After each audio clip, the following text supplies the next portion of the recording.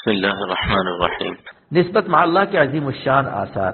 ارشاد فرمایا کہ اہل اللہ کی مصاحبت اور ذکر اللہ کی مداومت اور گناہوں سے محافظت اور اسباب گناہ سے مباعدت اور سنت پر مواظبت کی برکت سے جب اللہ تعالیٰ کی تجلیات خاصہ سے جس قلب میں متجلی ہوتے ہیں تو ایسے شخص کی نگاہوں میں چاند و سورج کی روشنیاں پھیکی لوڈ شیڈنگ ہو جاتی ہے۔ مجانین عالم کے جنون عشق کے تمام فنون بے قدر ہو جاتے ہیں اور لیلائے کائنات کے نمکیات ہیچ ہو جاتے ہیں اور ان کے اسفل کے بول و برات کے مرکز کی حقیقت سے پردے اٹھ جاتے ہیں۔ سلاطین عالم کے تخت و تاج نیلام ہوتے ہوئے نظر آتے ہیں اور پاپڑ سموسے اور کباب بریانیوں کے ذائقے اس منعم حقیقی کی لذت قرب کے سامنے بے قدر ہو جاتے ہیں۔ عشق مجاز کا سگنل۔ ارشاد فرمایا کہ اگر آغوش محبت میں کوئی حسین کسی کو مست کر رہا ہو اور اچانک اسے دست آ جائے تو اس کے عشق کا سگنل ڈاؤن ہو جاتا ہے۔ نفس جس کا امام ہوتا ہے اس کا نیچا مقام ہوتا ہے۔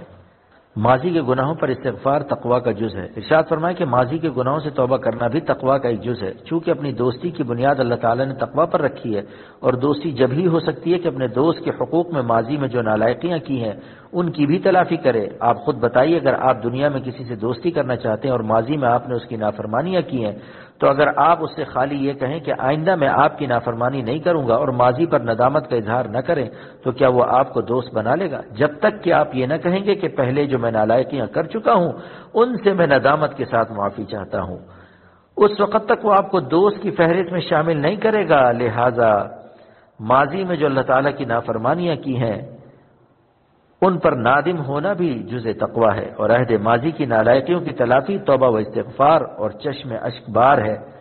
لہذا جو اپنے ماضی کو روشن کر لے توبہ و استغفار سے، حال کو روشن کر لے اللہ تعالیٰ کی فرما برداری اور اجتناب عن المعاصی سے، اور مستقبل کو روشن کر لے عزم علی التقویٰ سے، یہ بھی متقی اور اللہ تعالیٰ کا ولی ہے۔